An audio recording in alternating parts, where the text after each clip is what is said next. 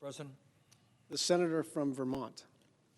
Mr. President, before I begin, I would like to ask unanimous consent to put in the congressional record an open letter to the Russian leadership from the Russian Congress of Intellectuals, who state, and I quote, this is the Russian Congress of Intellectuals, "Our position is simple. Russia does not need a war with Ukraine and the West.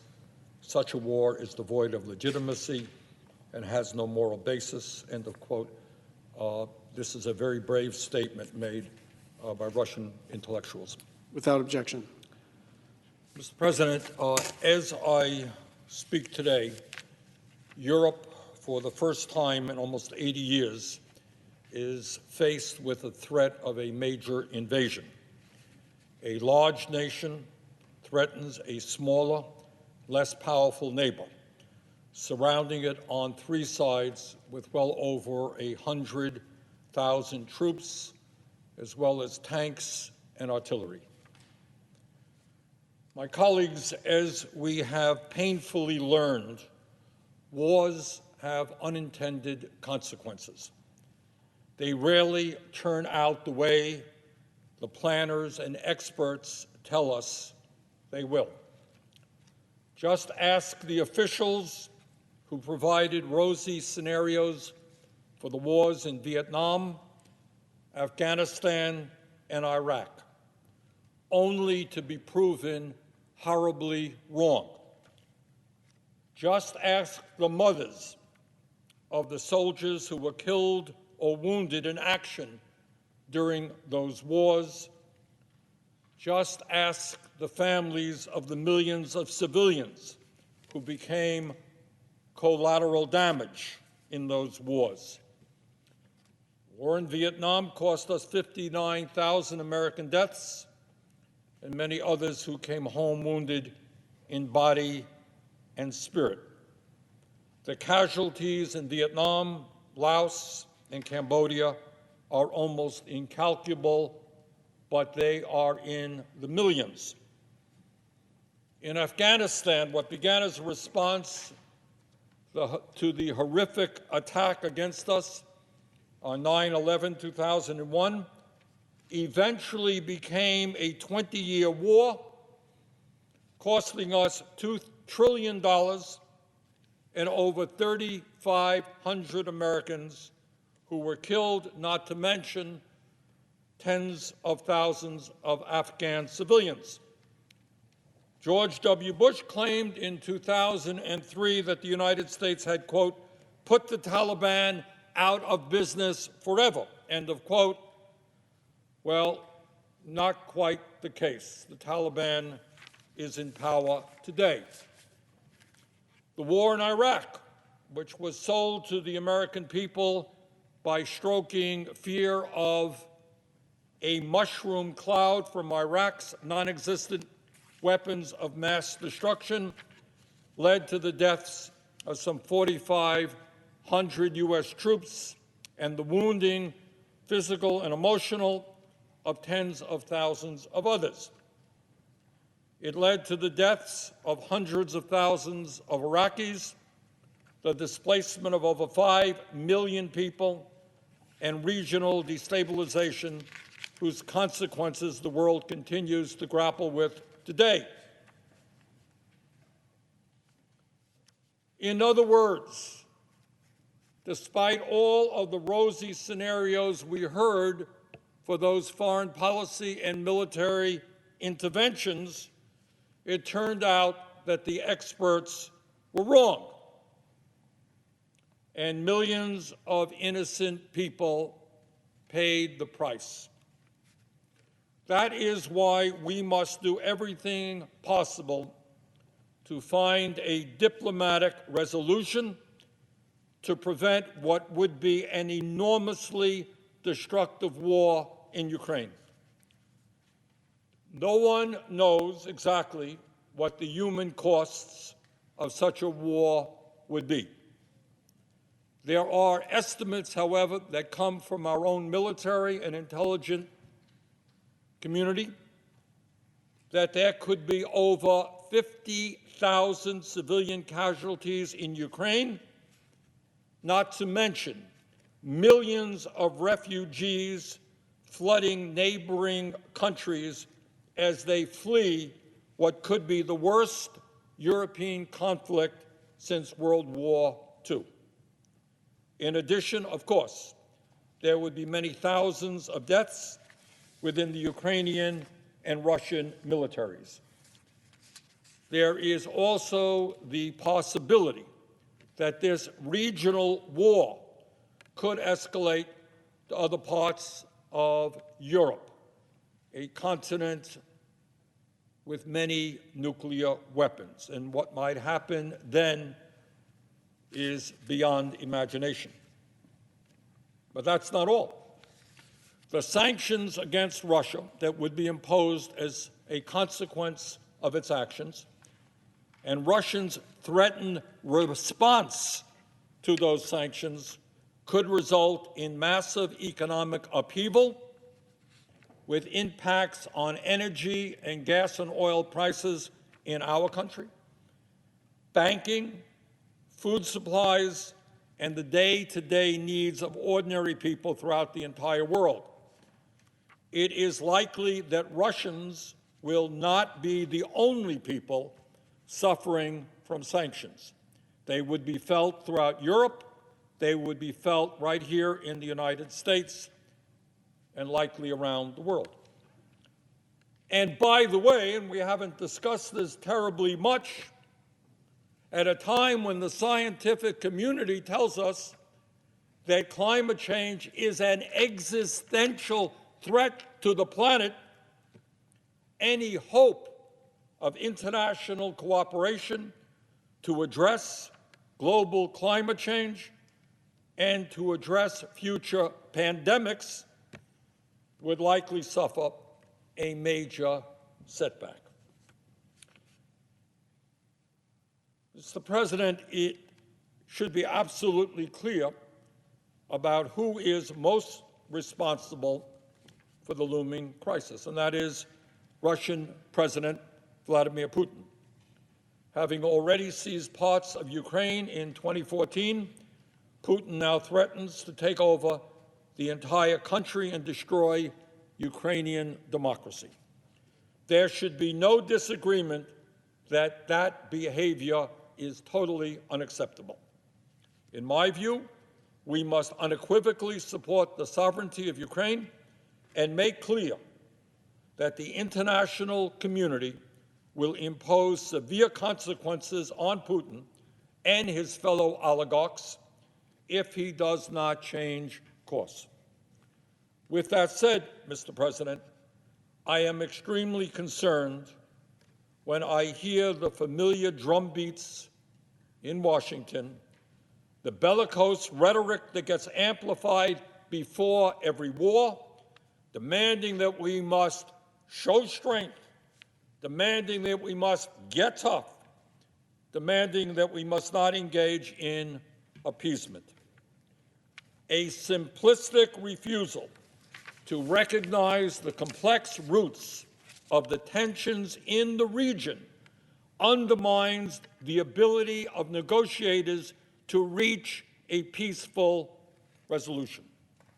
Now, I know it is not very popular or politically correct, I guess, in Washington to consider the perspectives of our adversaries. But I think it's important that we do so if we are going to formulate good policy. I think it is helpful to consider this. One of the precipitating factors of this crisis, one, not the only one, at least from Russia's perspective, is the prospect of an enhanced security relationship between Ukraine and the United States and Western Europe, including what Russia sees as the threat of Ukraine joining the North Atlantic Treaty Alliance, NATO, a military alliance originally created in 1949 to confront the Soviet Union. It is good to know some history. When Ukraine became independent after the Soviet Union collapsed in 1991, Russian leaders made clear their concerns about the prospect of former Soviet states becoming part of NATO and positioning hostile military forces along Russia's border. U.S. officials recognized these concerns as legitimate at the time. One of those officials was William Perry, who served as Defense Secretary under President Bill Clinton. In a 2017 interview, Perry said, and I quote, this is Defense Secretary under Bill Clinton, quote, "In the last few years, most of the blame can be pointed at the actions that Putin has taken.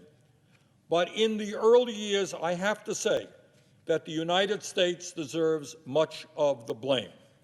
Further quote, "Our first action that really set us off in a bad direction was when NATO started to expand, bringing in Eastern European nations, some of them bordering Russia." That is former Secretary of State William Perry.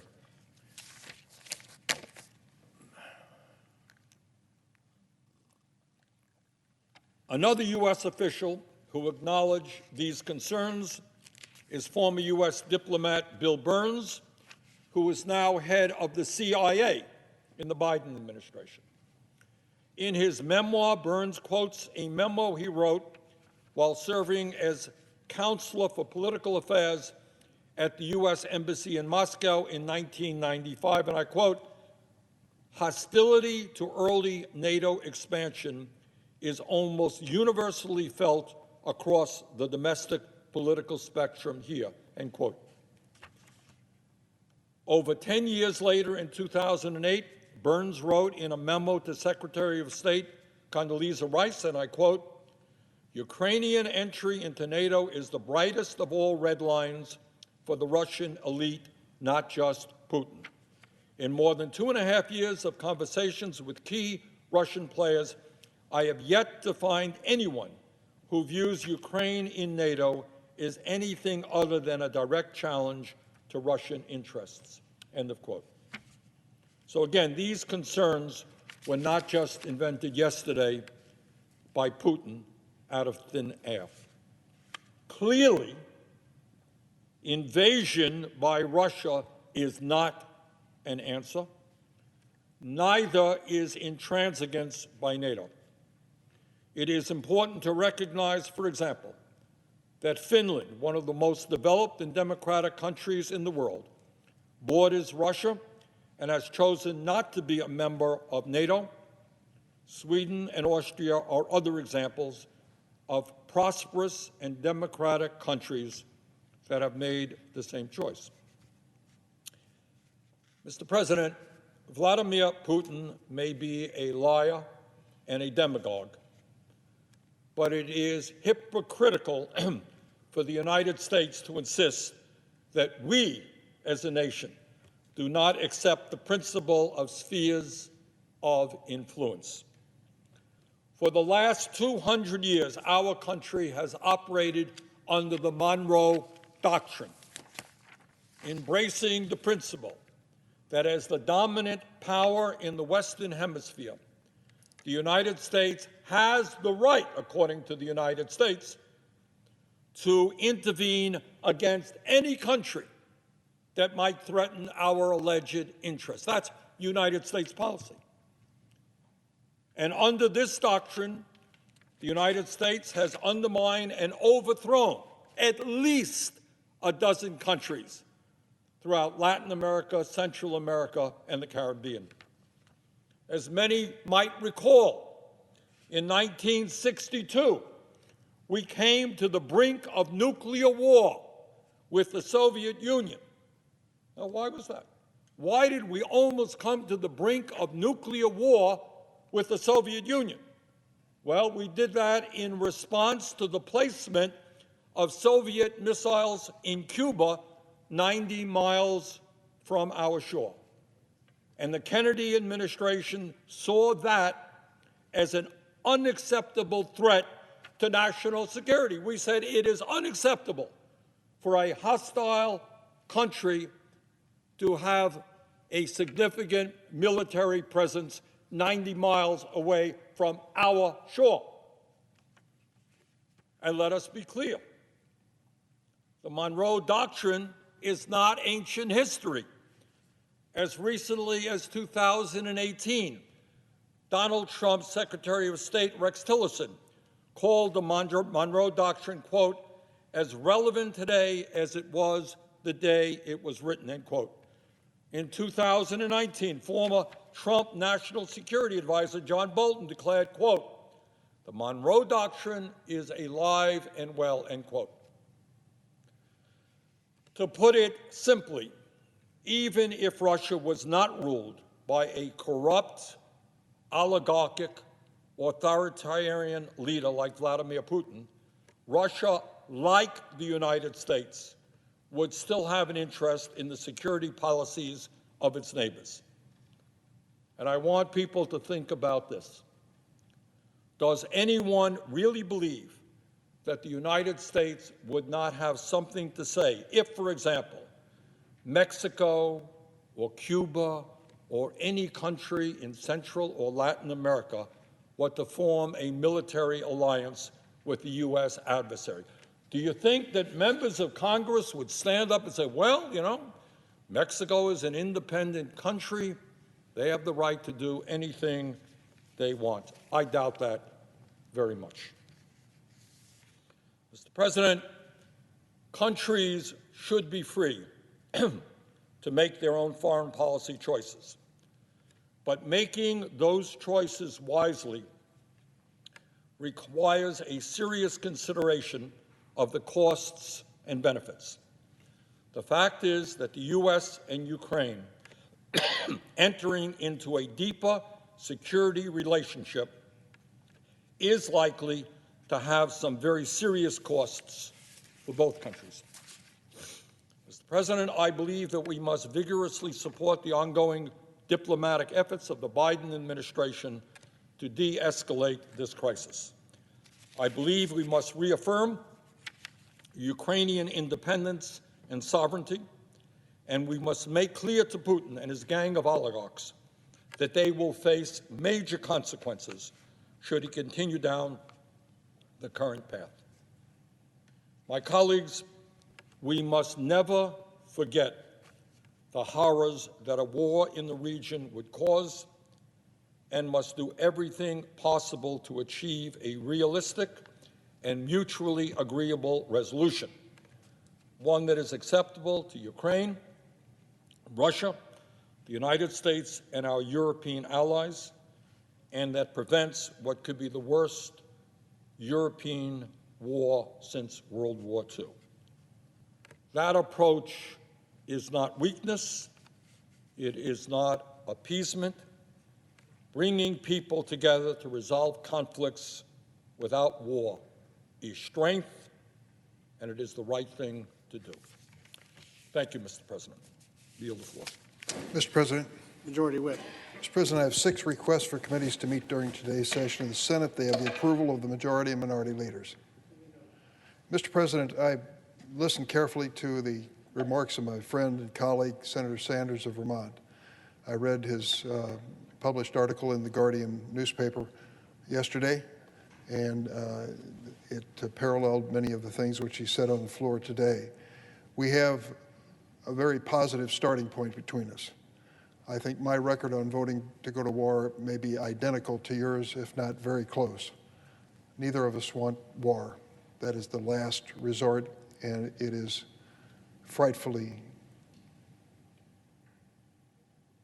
predictable that there will be innocent people killed even in the best of times, in the best of military force. Secondly, I couldn't agree with you more that we should be promoting all that we can in terms of diplomacy at this moment. The other night I had the opportunity to be in a meeting with some senators with the new Chancellor of Germany, Chancellor Scholz.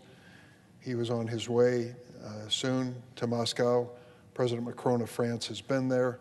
Others are going. I encourage that communication, that dialogue as much as possible. I think it is hopeful that these efforts can lead to a peaceful resolution in the controversy that we are now facing in Ukraine. Third point, which I certainly agree with, it is certainly in the interest of the United States for our values to make it clear that we want to protect and defend, at least not in a military fashion, let me say in a general fashion, the notion of sovereignty when it comes to Ukraine. It is up to the Ukrainian people to chart their course and make their future. Where I think we disagree, Senator, is on this whole question of sphere of influence. I'm afraid that suggestion is the green light for Vladimir Putin. If you will concede that he is somehow entitled, because of the size of his country, to reclaim Soviet republics or to move into other theaters, I'm sorry, but I have to part company with you at that point. I was fortunate enough 30 years ago or so to be on the ground in the Baltics when I saw a dramatic demonstration of courage rarely seen in the world. This tiny nation of 3 million people broke away from the Soviet Union and scheduled a free election. I was there the time the election took place, and we knew that it was an invitation for Mikhail Gorbachev to retaliate, and he did. He moved in the Soviet tanks and started killing innocent people. Before it was all over, more than a dozen innocent Lithuanians, several in Latvia, gave their lives because they wanted to be free again.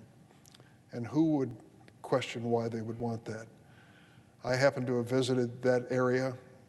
My mother was born in Lithuania. I must put that on the record.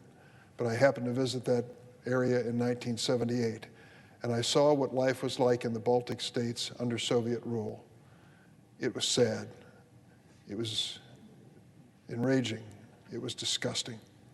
What they had done in the Soviet Union is to forcibly take those countries and others, some through the Warsaw Pact, some through the direct accession to the Soviet Union, and control every aspect of their lives with communism. I went to the University of Vilnius, which I believe dates back to the 16th century. They took me to their Catholic chapel, which under Soviet times had been converted into what they called a museum in tribute of atheism. On display in the middle of this former church setting, chapel setting, were showcases of boomerangs from Australia in this holy space, which they were trying to eradicate religion by demonstrating a new material approach to the entity. I only say this because when the time came and they finally, through their courage, broke from the Soviet Union, Lithuania, Latvia, and Estonia came to me, knowing that I had an interest in the region, as did the Polish people, and said, we don't want to be under the thumb of Russia ever again. We want our freedom. We want to decide our future. The only way that we can achieve that is if we can ally with the United States. Can we be considered for NATO membership? And eventually, through a lot of hard work and determination, that's what occurred. Poland and the Baltic states, along with others, joined in the NATO alliance.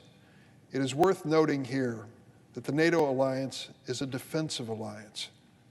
The Suwalki Gap, which links Russia as it now exists with Kaliningrad, one of the former Soviet republics, is a gap, a land bridge, and on either side is Poland and Lithuania.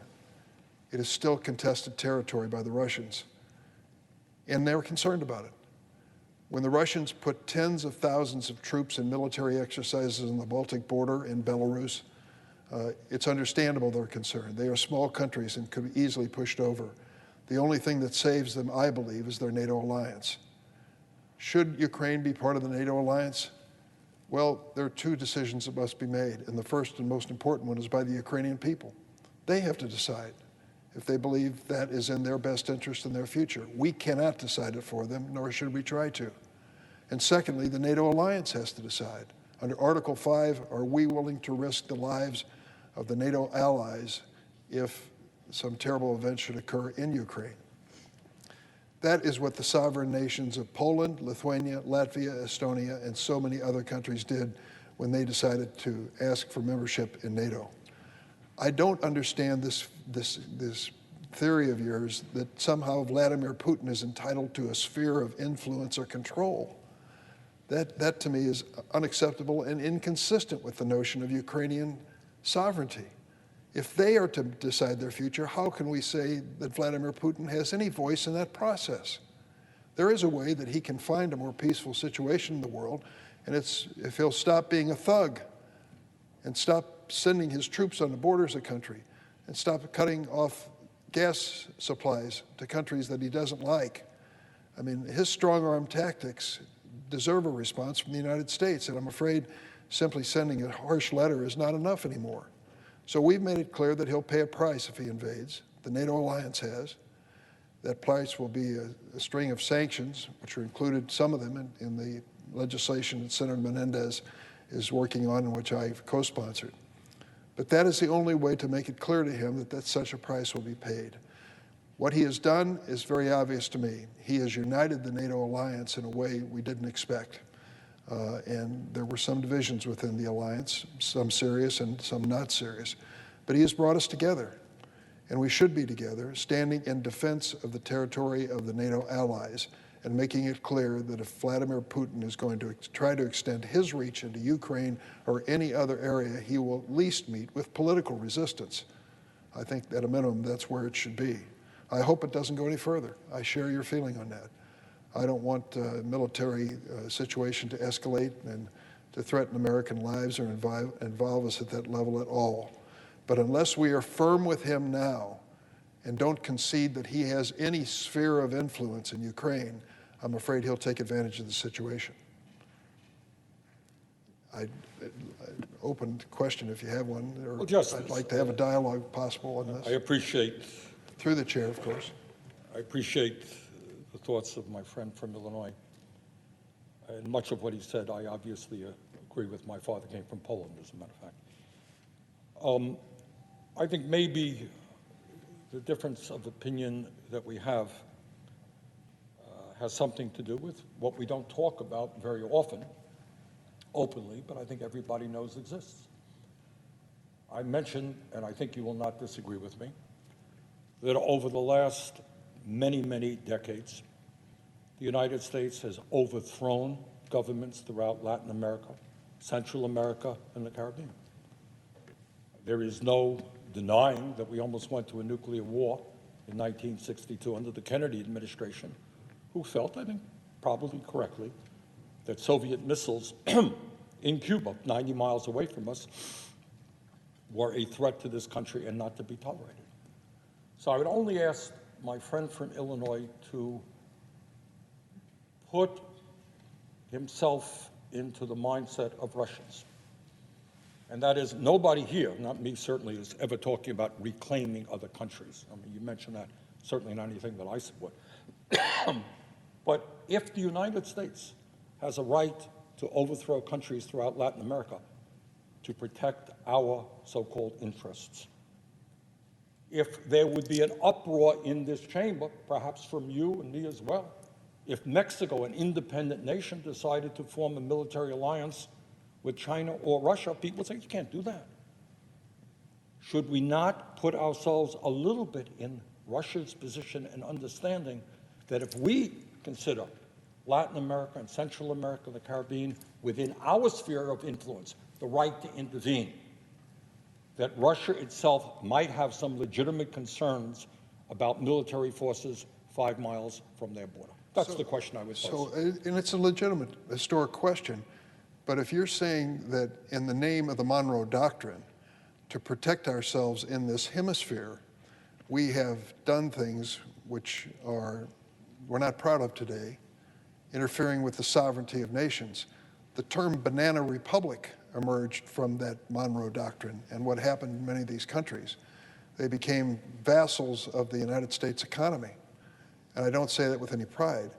We wouldn't want to welcome that to happen in Europe, would we, in the name of Putin exercising some sphere of influence and invading the sovereignty of other nations? But my point is, no, we would not.